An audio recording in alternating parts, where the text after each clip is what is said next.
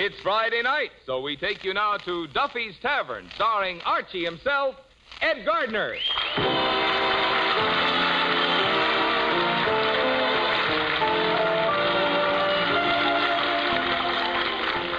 Duffy's Tavern is brought to you by Bristol Myers, makers of Vitalis and Minute Rub, two products that will pay you to remember.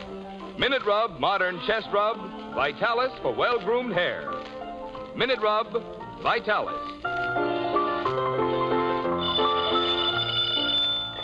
Hello, Duffy's Tavern, where the elite meet to eat. Archie the manager speaking. Duffy ain't here. Hello, Duffy. Merry Christmas to you. By the way, we got 2 more Christmas cards tonight. Well, one from Colucci, the fruit peddler. Yeah, very pretty card, too. It's got his coat of arms. 2 crossed bananas with a tomato rampant in the background. Yeah, and the other one's from Cavendish, the undertaker. Yeah, it says, wishing you a joyous and Merry Christmas and a short but Happy New Year. P.S. Drop in and see our new Christmas wrappings. Yeah, you ought to be here, Duffy. Already the joint is reeking with Christmassy odor. Yeah, we're even putting on a show tonight, the Christmas Carol. What's an old play by Charles Dickens? Dickens, as in go too deep. Yeah, well, the guy's a very famous writer, Duffy. He wrote David Copperfield, the Picnic Papers. That other one about the dame, you know, Oliver's Twist. Well, look, Duffy, I'm busy now. I got to rewrite the Christmas Carol. Yeah, well, I got to fix it up, you know. Some of the grammar is a little old-fashioned. I'll call you back, Duffy. Merry Christmas. Okay.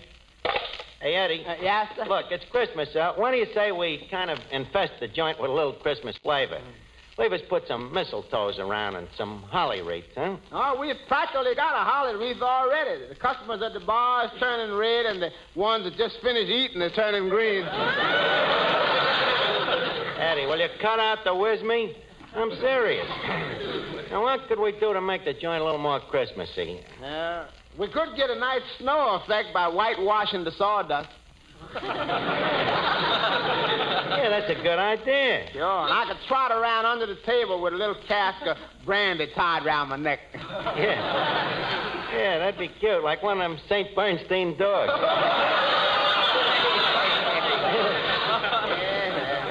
Good old Christmas. By the way, I wonder what Duffy is going to give us for Christmas this year. Yeah, I wonder. Hey, you know, I kind of got my heart set on the Hope Diamond. You hope, you hope, you hope. What'd he give you in last year again? Monogrammed dustpan.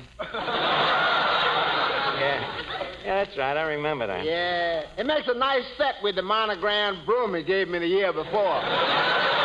Now, look, Eddie, don't be bitter. After all, Duffy ain't really such a bad guy. No, he ain't such a bad guy. No. No.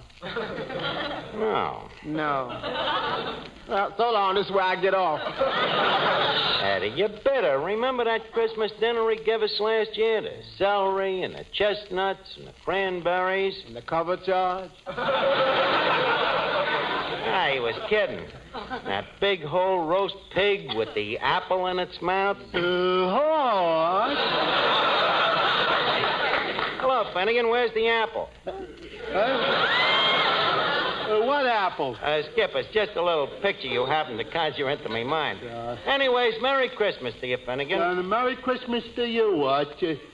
By the way, that brings up a subject. What? Arch, I'd like to ask you a question. Well, what's the question? Well, Arch, promise me you'll tell me the truth. I promise. Okay. Arch, is there a Santa Claus? Well, bless your heart, Finnegan. What brought this on?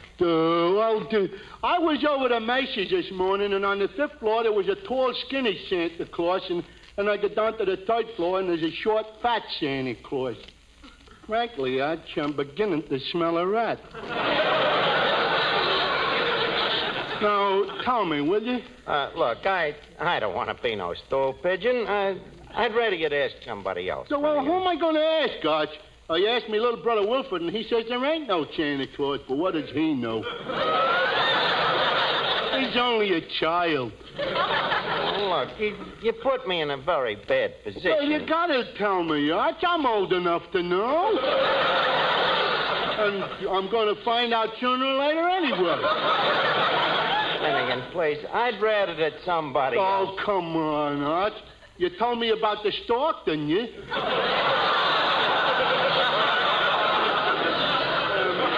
Believe me, this is important to me. Well, why? Why is it so important? Well, I ain't smart enough to keep a job. I can't read. I can't write. I don't like girls. If there's no Santa Claus, what have I got to live for?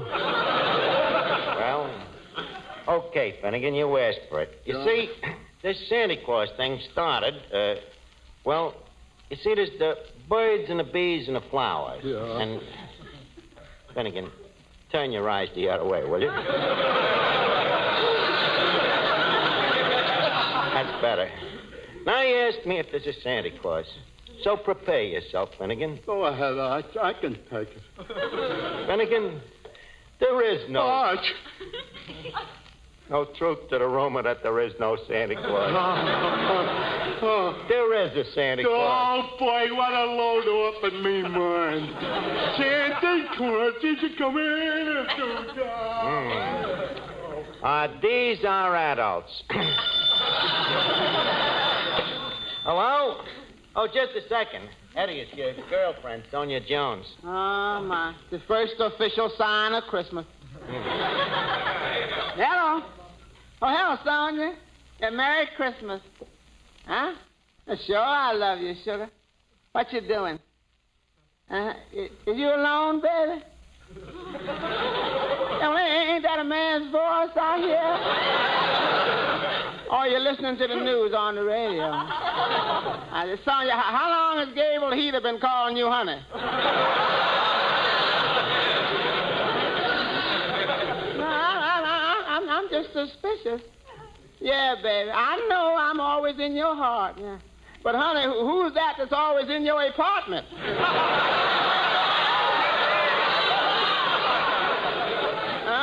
Well, Merry Christmas, honey. Yeah. By the way, extend the season's greetings to Gable Heater for me. That's bad news tonight.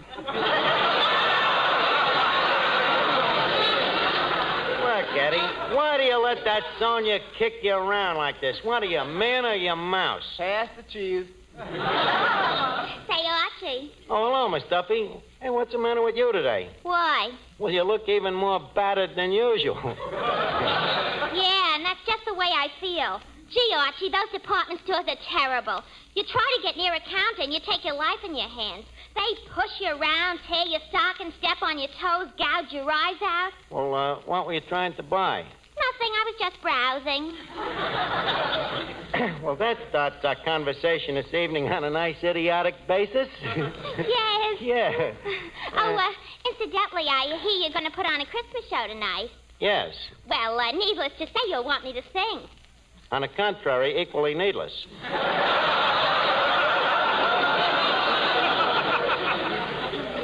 You and that foghorn falsetto. That off-coloratura. You are not going Now, to... listen here, you big dope. Look, Miss Duffy, leave us not fight tonight. It's the Christmas season, and I'm in too good a mood. In fact, I'm so happy, I'd like to kiss you. Hmm? Blindfolded, of course. Okay, you can sing in the show. Mr. Melnick. Yeah, Look, we're going to need some Christmassy background music for the show tonight. Are you equipped? We're loaded, Jackson. In what way, Phil? How are you loaded? I got a kid named Robert Maxwell that's murder on this Christmas stuff. A harp player. Harp player, huh? Good idea, Duffy. I love it. It's his native music. Okay, we'll put the kid in the show. Say, Archie. Yes, Mr. Miller? Can you use me in the Christmas show? Well, yeah, maybe you could announce it. Give me a sample, for instance. What would you say? Well, I don't know. Maybe something like this. Ladies and gentlemen, Duffy's Tavern takes great pleasure in presenting its Christmas show, starring that famous hair grooming preparation, Vitalis. Very good. Very good. Then I suppose you had in mind a ballet, maybe, where 4 men with tight, dry scalps dance around a bottle of Vitalis? While the band plays Hair, the gang's all hair? Well, no, Archie. The orchestra would play Here, Here, Vitalis is Almost Here. Very sharp. Pull up your podium and pray continue. Well, yeah, pretty soon now, Vitalis will be back. Back to keep your dry, unruly hair well groomed. And without that plastered-down patent leather shine. Yes, pretty soon you'll be able to use Vitalis and the 60-second workout to loosen your tight, dry scalp, rout loose dandruff, and help prevent excessive falling hair. Shortages will soon be relieved. And then you'll be able to get original, genuine Vitalis, the hair grooming preparation that's been the standby of so many men for so long.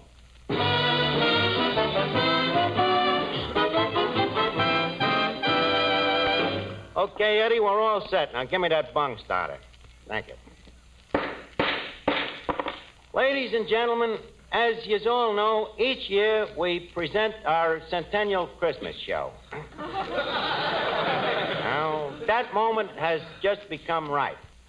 So, I want you all to enjoy the show. Applaud when you like. Be merry. Have laughs. In other words, feel free to vent your spleen in any way you wish.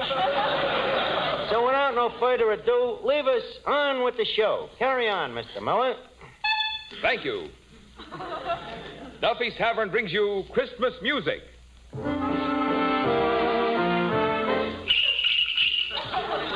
Christmas drama. But Santa Claus, suppose my husband comes home and finds you here. Christmas humor. Do you think we will have a white Christmas, darling? Well, it will if it don't rain, dear. And now on with the show. For our first act this evening, we give you that beloved little entertainer, your waiter and mine, Eddie Green. To know him is to tip him. Take it, Eddie. You better watch out. Better not cry. Better not pout. I'm telling you why. Santa Claus is coming. Coming on down to Harlem Town. Oh, my. And you got to find out who's naughty or nice. Santa Claus is coming with his bag full of jive, Mr. 5x5. Sees you when you're sleeping, and he knows how good you've been. So if you meet him face to face, say, solid old man, give me some skin. He got no reindeers, ain't got no sled, but he's on his way, and he's coming instead on the actor such a freaker at the Santa Fe.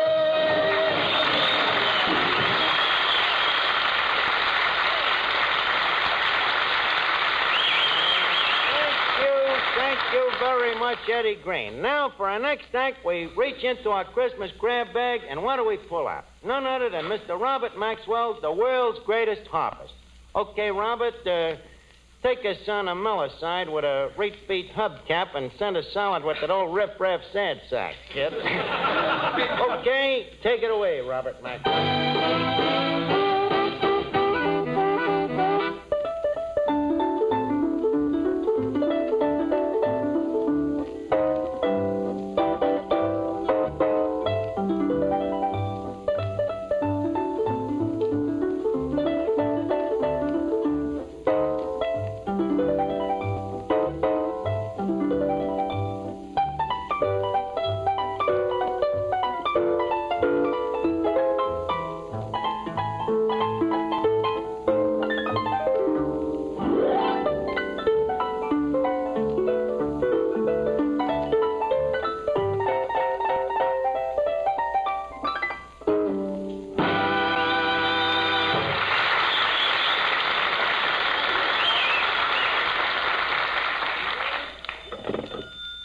Huh? Well, Duffy, you gotta give the guy credit. He plays the thing with his bare hands. What? Mrs. Duffy says she would like to have a little more Christmas schmaltz, huh? Okay, boss. Look, Matty, can the kid jive out a little more dig beat with a rip on the schmaltz side?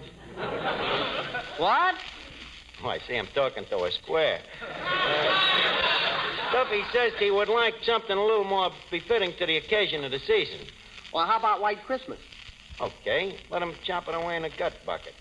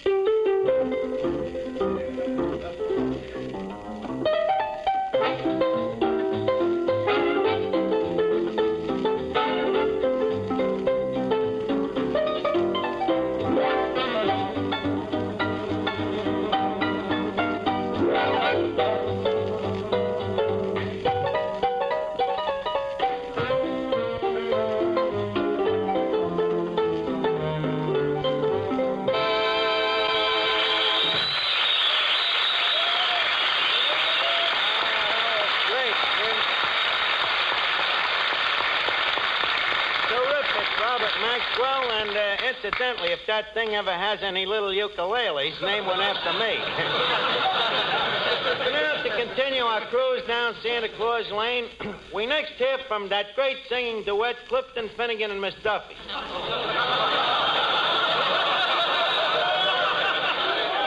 Better known as Half a Wit and a Near Miss.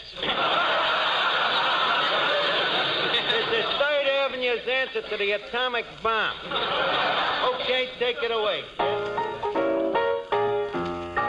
bells ring. Are you listening? Are you listening? In the night, over tonight, about the dawn. Gone away. Are you listening?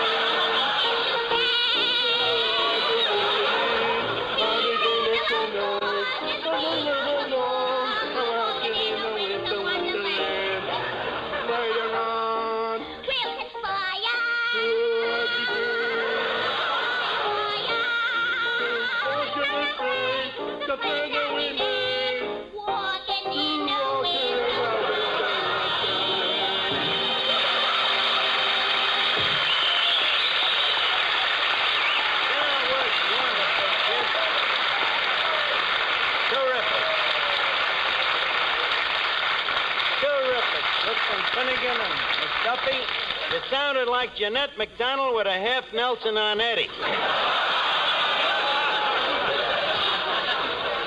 And now, we have a surprise act for you. Mr. Marvin Miller, our genial master of ceremonies, will beleaguer us with a poem. Go right ahead, Mr. Miller.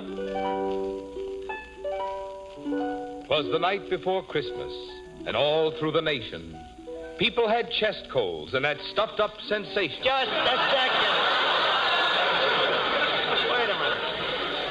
I think I can finish that for you. With his sleigh full of minute rub over housetops and spires came Santa Claus shouting, "On, Bristol, on, Myers."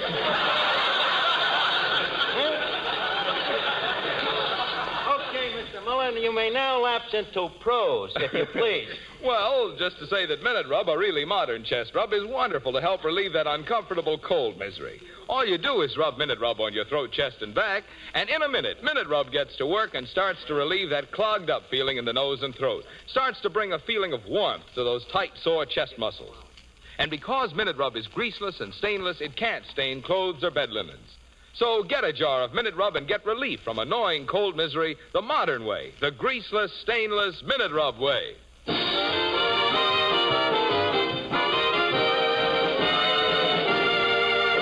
Okay, Mr. Miller, you may now announce the big piece of resistance. Right. Ladies and gentlemen, we now present The Christmas Carol, written by the Dickens boys, Charles and Archie.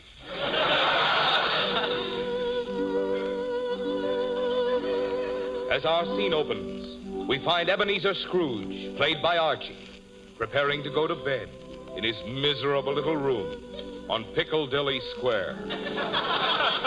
All England is agog with Yuletime spirit. But for miserable old Ebenezer Scrooge, there is no Christmas. At the moment, we find him in an ugly mood, writing in his diary. Dear diary, had a pleasant day today. Bankrupted 3 widows, foreclosed 12 mortgages, and drove 9 families out into the snow. Barefooty, of course. Oh, Mr. Scrooge, sire. Oh, it is my butler, Godfrey. What do you want, my man Godfrey? It's getting mighty cold in here. Do you think we can afford to throw another twig on the fire? Heavens to Betsy, man, you threw one on last Friday. Do you think these twigs grow on trees? I know, but it's getting cold in here. There's icicles on the window. So what, ain't you never seen icicles on a window before? Not on the inside, sire. Oh, before I forget, the widow Scratchit called this morning. Scratchit. Is, she the widow of Willie Scratchit? I mean, Willie Scratchit? Yes. She's the one you work to death squeezing limes in your lime house. She says you promised to pay her a pension of 2 pence a week. Well, get rid of her, Godfrey. If I have to go around paying 2 pence a week to every widow in Wessex, I wouldn't have a pair of pence to me name. Besides, it ain't my fault that husband of hers didn't save nothing out of what I gave him every week. But, sire, how much can one save out of 10 lashes a week?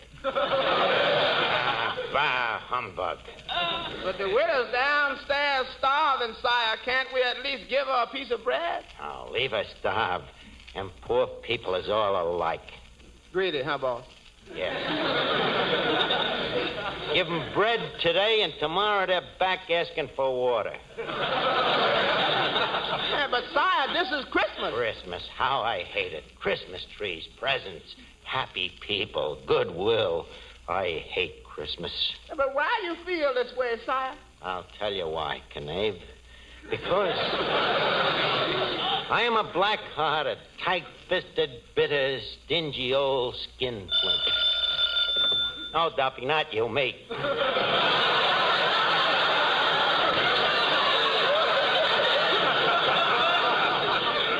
Now, where was I? Oh, yes, Godfrey. I think I shall hie me hence to bed. Very good, sire. That's sire. Yes, Godfrey. I've done a hard day's dirty work today. It'll feel good to crawl in between them nice, clean sheets of newspaper. Well, good night, my man Godfrey. Good night, sire. Don't forget to blow out the twig. Yes, sire. Not so hard, you fool. That twig's got to last us all day tomorrow. Sorry, sire. Now to close one eye and get some sleep. Yeah,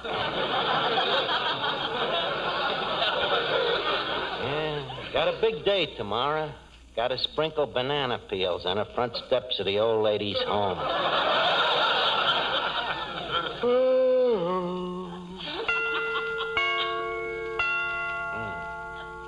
Got to remember to get them chimes made softer. No sense in letting the neighbors hear the time for nothing.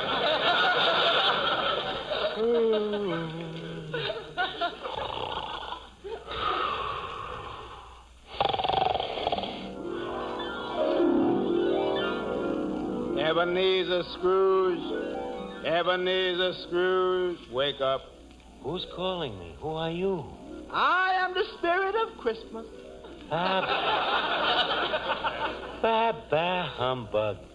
I have come to show you the suffering that your stinginess is causing.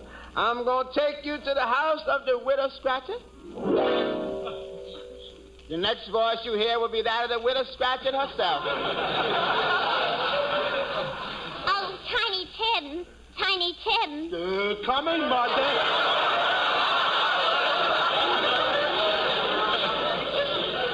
Close the door, Tim. The flies are coming in, and we haven't got enough to eat ourselves. Mama, I am weak with hunger. I know it, my poor boy. Ain't we got nothing in the house? Even a crusted zwieback? Not even a herring. Tim, land sakes, this floor is cold. Where are your shoes? Come on, son, speak up. Where are your shoes?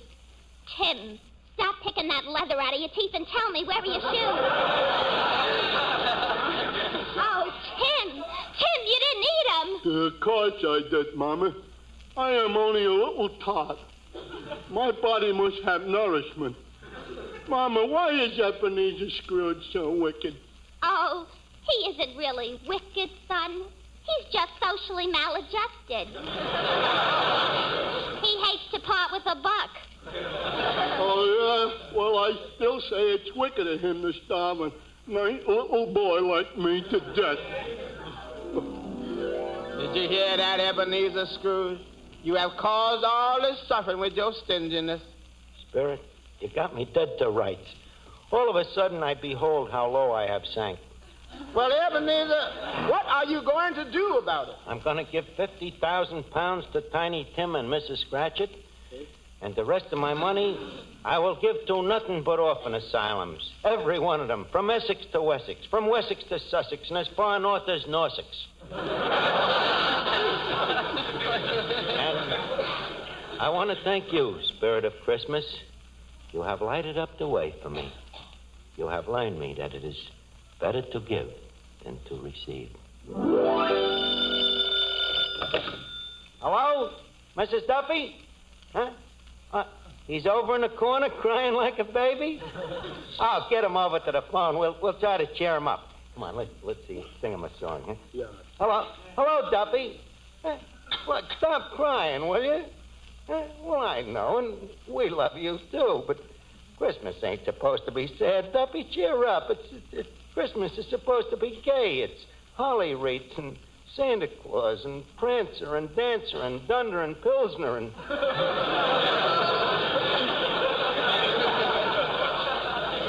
and Jingle Bells, Duffy. Jingle bells, Jingle bells, jingle all the way. Oh, what fun it is to ride in a one-horse open sleigh. Just a second.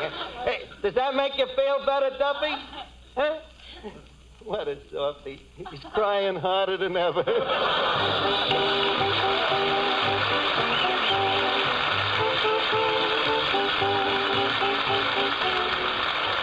now, ladies and gentlemen, it's time to leave Duffy's Tavern for this evening, but let's meet here again at this same time next Friday night. In the meantime, if you have a cold, remember Minute Rub. And for well-groomed hair, remember Vitalis.